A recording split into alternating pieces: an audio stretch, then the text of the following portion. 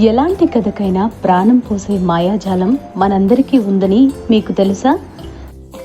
రండి తెలుసుకుందాం. కథల్లోకి జీవితాన్ని ఎలా తీసుకురావాలి? ముందుగా కథను ఎంచుకోవడం. ముందుగా ఒక కథను ఎంపిక చేసుకోవాలి. ఇది మీ పుస్తకం నుండి కావచ్చు, ఎక్కడైనా విన్నది కావచ్చు, లేదా మీరు రాసింది కావచ్చు.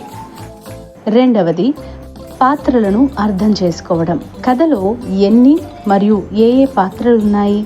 మీరు మరియు మీ స్నేహితులు కలిసి ఈ పాత్రలను విభజించుకొని ఎవరు ఏ పాత్రను పోషించాలో నిర్ణయించుకోండి. మూడవది, దుస్తులు లేదా కాస్ట్యూమ్స్. ఏ పాత్ర ఎలా ఉంటుంది? ఏ బట్టలు ధరించాలి? దీని ఆధారంగా వార్తాపత్రిక, దుపట్టా, ఆకులు మరియు బట్టలు ఉపయోగించి వారి దుస్తులను సిద్ధం చేయండి.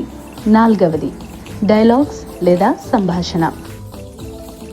పాత్రకు ఎలాంటి డైలాగులు ఉన్నాయి మరియు వారు ఎలా మాట్లాడతారో నిర్ణయించండి.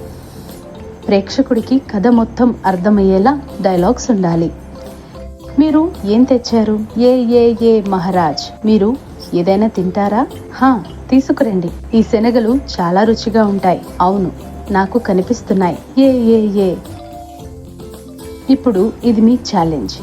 ఈ స్టెప్స్ అన్నిటినీ అనుసరిస్తూ మీ స్నేహితుల గ్రూప్ ముందు మీ కథను ప్రదర్శించి చూపించండి. కాస్ట్యూమ్లు ధరించండి, డైలాగులు చెప్పండి మరియు మీ పాత్ర ఉపయోగించే సామాన్లు లేదా ప్రాప్లను ఉపయోగించండి. మరియు ఈ ఫన్నీ వీడియోని మాతో షేర్ చేయండి. మేము మీ కథల కోసం ఎదురు చూస్తూ ఉంటాము.